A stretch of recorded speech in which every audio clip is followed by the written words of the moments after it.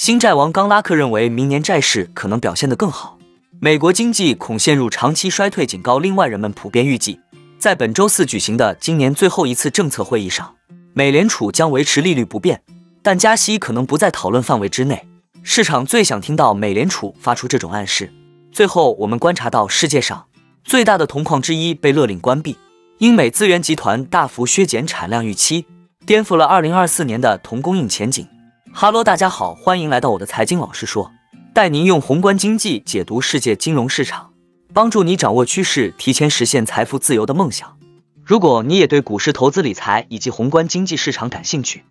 记得订阅我的频道，打开小铃铛，这样你才不会错过最新的影片通知哦。那我们就开始今天的节目吧。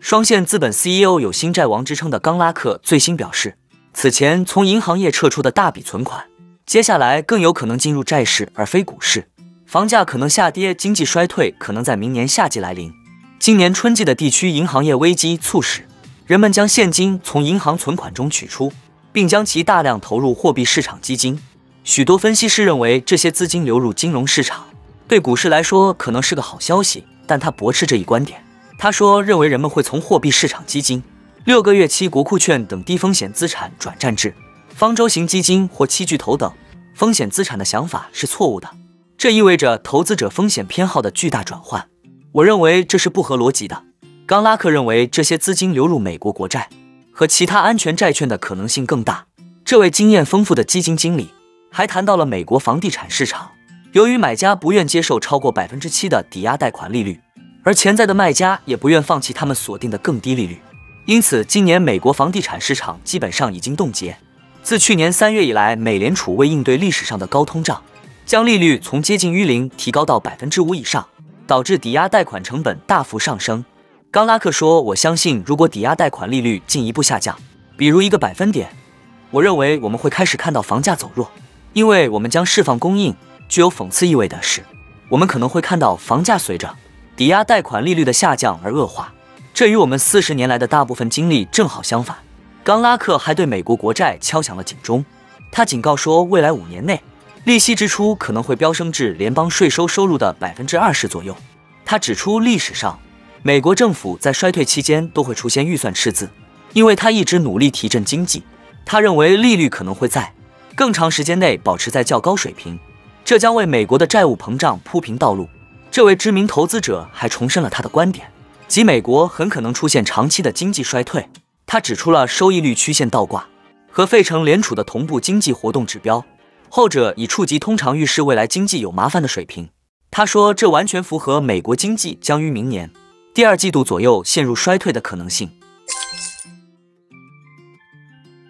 人们普遍预计，在本周四举行的今年最后一次政策会议上，美联储将维持利率不变。预计美联储还将警告不要预期其在短期内降息，这与华尔街一些人士的预期相左。他们预计美联储最早将在明年3月份降息。在最新的11月 CPI 数据公布后，市场已经将这一预期延后至5月份。目前美联储试图冷却的通胀率继续有所放缓。美联储青睐的通胀指标核心 PCE 年率10月份为 3.5%， 低于9月份的 3.7% 和6月份的 4.3%。虽然许多美联储官员对利率可能处于抑制通胀的合适水平感到更加放心，但大多数人或仍保留再次加息的可能性，并暗示利率将在一段时间内保持高位。有人甚至表示可能还会有更多加息。预计美联储主席鲍威尔周四也将采取强硬态度，并与他本月早些时候在发表讲话时传达的信息类似。当时他警告投资者不要认为美联储已经完成加息，且很快就会转向降息。他在12月1日表示，现在自信地得出结论，认为我们已经采取了足够的限制性立场，或者推测政策何时可能放松都为时过早。他还表示，美联储准备在合适的时候进一步收紧政策。美联储观察人士说，鲍威尔本周可能会选择在发表强硬言论的一个原因是，在今年秋季长期美债收益率迅速飙升后，金融环境最近有所放松。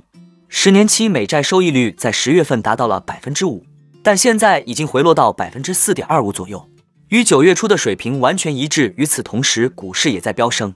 标普500指数今年上涨了近20%，纳斯达克综合指数上涨了近38%。华尔街预计美联储周四维持利率不变的可能性接近100%，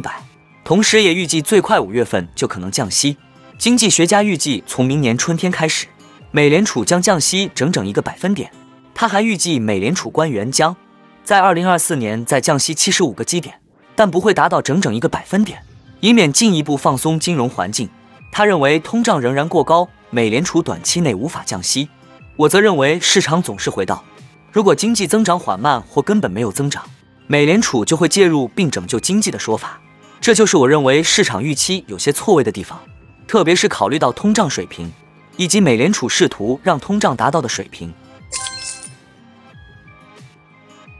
对2024年铜供应过剩的预期似乎落空了。由于全球各地一系列新的大型项目启动，未来几年本应是铜矿的丰收期，业内大多数人都预计在本10年晚些时候，市场将再次收紧之前出现可观的供应盈余，届时对电动汽车和可再生能源基础设施的需求激增，预计将与锌矿的缺乏相冲突。然而如今采矿业就已经凸显了铜供应的脆弱性，无论是由于政治和社会反对开发新业务的困难，还是仅仅是从地下深处开采铜矿的日常挑战，过去2周面对激烈的公众抗议，世界上最大的铜矿之一被勒令关闭，而一系列经营挫折已迫使一家主要矿商大幅下调产量预期。上周巴拿马政府正式命令加拿大第一量子矿业有限公司终止其在该国铜矿的运营。Cobre Panama 铜矿产量约占全球铜供应量的 1.5%， 据估计拥有价值超过100亿美元的铜资源。